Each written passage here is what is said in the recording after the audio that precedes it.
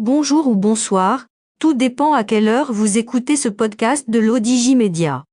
Notre internaute invité, Rachid Boufous, partage son avis et ses réflexions dans un article qu'il a intitulé « Le Cassad Lamjarad ». Alors écoutons-le dans ce podcast. L'auteur commence son article ainsi. Je me suis toujours abstenu de parler de l'affaire de Saad Lamjarad, tant qu'elle n'était pas jugée devant un tribunal, plus à même de confronter les versions, à la recherche de la vérité. La première sentence vient de tomber hier, 6 ans de prison avec mandat de dépôt immédiat. Une autre affaire du même Lamjarad, arrivée en 2018 avec la même personne et le même modus operandi, sera jugée en assises dans quelques années et aboutira certainement au même verdict, ce qui va sceller définitivement le sort de Saad Lamjarad, l'envoyant derrière les barreaux pour de très longues années, tant il est très difficile d'être acquitté devant un tribunal d'assises en France. Les faits pour lesquels Lamjarad a été jugé sont très graves. Il s'agit d'un viol avec violence. Ce qui est un crime abominable. Le fait que Lamjarad soit une star de la chanson et qu'il ait des millions de fans et de fans à travers le monde arabe, ne l'absout absolument pas de ses responsabilités en tant que citoyen devant la justice. Voir dans son jugement un acharnement de la justice française contre lui et contre le Maroc, à l'aune de la crise actuelle entre les deux pays, est non seulement un non-sens, mais un manque de respect et de compassion pour toutes les femmes victimes de ce crime abominable qu'est le viol. D'autant plus que l'accusé est un multirécidiviste, avec des viols perpétrés au Maroc, en Tunisie, aux États-Unis et 2 fois en France, et qui n'ont malheureusement pas eu de suite judiciaire. Une autre tentative de viol de Lamjarad s'est déroulée en 2018, alors qu'il était sous l'emprise d'une enquête judiciaire pour des faits similaires, survenus en 2016. Pour ces faits, il a été renvoyé, une nouvelle fois, devant un tribunal d'assises. L'auteur poursuit son article ainsi. Lamjarad est un serial violeur, qui mérite non seulement d'être jugé, mais d'être neutralisé et mis en marge de la société, loin, très loin de toute présence féminine, car capable de commettre le même crime, même à des années d'intervalle, sous l'emprise de l'alcool et de la cocaïne. La justice a commis une grave erreur en 2016 pour n'avoir pas mis Lamjarad, à l'époque, sous mandat de dépôt, derrière les barreaux d'une prison, car cela lui a donné à l'époque, l'impression que son affaire n'était pas si grave que cela, ce qui l'avait encouragé à récidiver en 2018 à Cannes, en agressant sexuellement une nouvelle fois, une femme. Les gens qui le défendent aujourd'hui au Maroc, dont beaucoup de femmes d'ailleurs, devraient avoir honte et réviser sérieusement leur jugement. Car comment aurait-il réagi si une femme ou une jeune fille, parmi leurs proches, avait été victime d'un pareil crime? Certes au Maroc, le viol n'a pas encore la même qualification grave qu'ailleurs, et on a souvent tendance à invectiver les victimes, quitte à les pousser à épouser leur violeur, au lieu de poursuivre ces derniers en justice pour ce crime abominable, ce qui équivaut à une double peine infligée aux femmes, par une société hypocrite, qui préfère minimiser ce crime au lieu de le dénoncer. Aujourd'hui il ne s'agit pas de s'apitoyer sur le sort de Saad Lamjarad, mais de faire en sorte que le viol, sous toutes ses formes, soit sévèrement combattu et ceux qui le commettent, sévèrement châtiés par la justice. La campagne MeToo, entamée il y a quelques années par des actrices de cinéma, contre des personnalités du 7e art qui avaient abusé d'elles, souvent avec violence, a porté ses fruits un peu partout et envoyé derrière les barreaux, des ticounes du cinéma, jusque-là intouchables, comme le producteur Harvey Weinstein. Un grand réalisateur comme Roman Polanski est toujours poursuivi aux États-Unis pour un viol commis contre une mineure à la fin des années 70, ce qui l'a poussé à vivre en fugitif, réfugié en Suisse depuis. Des personnalités ont cherché à défendre Polanski depuis toutes ces années, mais il demeure un fugitif qui a commis un crime, pour lequel il doit être jugé. Il arrive encore, quand un accusé d'harcèlement sexuel ou de dépassement sous l'emprise de la cocaïne ou de stupéfiants, ayant causé de graves torts à autrui, est célèbre, qu'on cherche à lui trouver des circonstances atténuantes ou à le protéger. C'est le cas aujourd'hui de l'humoriste Pierre Palmade en France, mais aussi par le passé de Mariah Carey, Ben Affleck, Morgan Freeman, George Bush père, Kevin Spacey, Sylvester Stallone ou de Woody Allen. Le crime sexuel, qu'il soit commis par un citoyen lambda ou par une célébrité, doit être jugé et ne peut être couvert sous quelque motif, que ce soit ou par qui que ce soit. L'auteur précise sa pensée ainsi. Les citoyens doivent être responsables de leurs actes.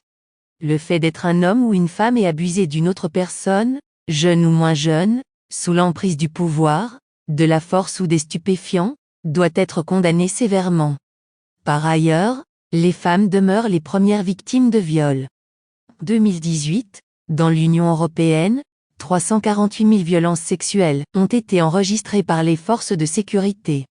Un tiers sont des viols.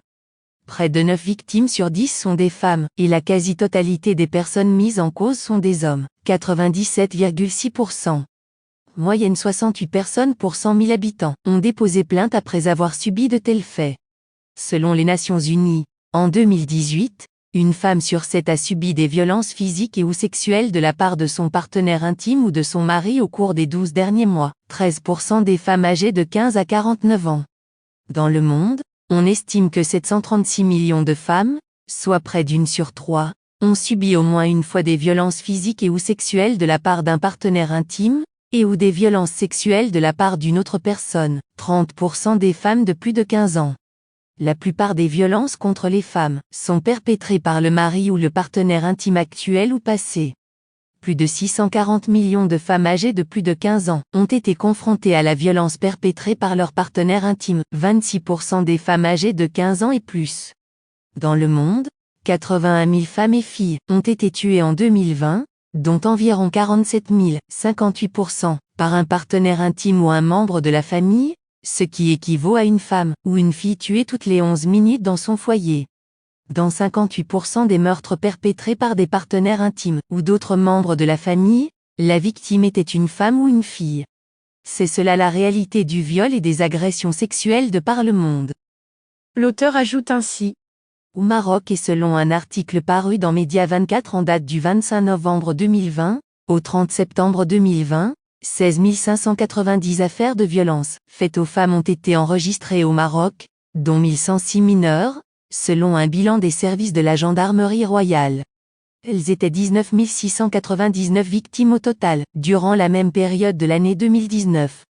Entre coups et blessures, séquestration, homicide, tentative d'homicide et violences physiques conjugales, le nombre d'affaires de violences physiques s'élève à 7 916 contre 8 358 en 2019. Les violences physiques conjugales atteignent, à elles seules, 1786 affaires. Par ailleurs, le viol représente 30,31%, 308 affaires, du total des affaires de violences sexuelles. Les violences psychiques ne sont pas en reste. 7013 affaires ont été réparties entre délaissement, refus de déclaration de naissance, menaces, injures.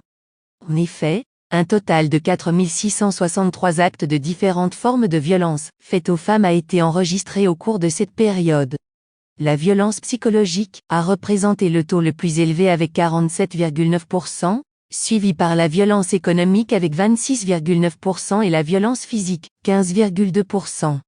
Il s'agit notamment de 709 actes de violence physique, dont un cas d'homicide à l'égard d'une femme et un autre de tentative d'homicide, en plus d'une hausse de 5,1% de la violence sexuelle. C'est cette réalité insupportable de violence faite aux femmes, qu'il faut prendre en considération. Saad Lamjarad n'est après tout qu'un citoyen justiciable comme les autres. Son jugement doit servir d'exemple, parce que justement, il est célèbre et jouit d'une grande notoriété. Le fait d'être célèbre ou doté de pouvoir ou d'influence ne peut en aucun justifier d'attenter à la liberté ou à la sécurité d'une personne, quelles que soient les relations qu'on entretient avec elle. L'auteur conclut son article ainsi. Dans nos sociétés de mâles dominants, les mères et les pères doivent apprendre à leurs enfants mâles à respecter les femmes, au lieu de les conforter dans leur homitude. L'éducation est la base des rapports en société. Si elle est réussie, la société se porte bien. Si elle est ratée, on a des cas comme celui de Saad Lamjarad, qui se croit au-dessus de toute poursuite pour des faits de violence sexuelle. La justice ne suffira pas à juguler cet art sociétal. C'est l'affaire de tous et toutes, en société, quel que soit le pays où on vit. Rédigé par Rachid Boufous, et lu par l'intelligence artificielle de l'Odigimédia. Merci d'avoir écouté ce podcast de l'Odigimédia, ce bouquet de supports numériques, portail, magazine mensuel connecté, web radio et web TV.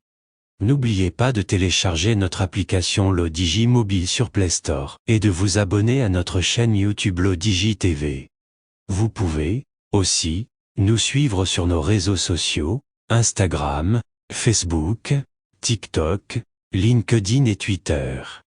Ou encore, vous inscrire sur notre newsletter quotidienne à partir du portail lodigi.ma. Alors, on se dit au prochain podcast de nos chroniqueurs invités. Et à très bientôt, si et seulement si vous le voulez bien.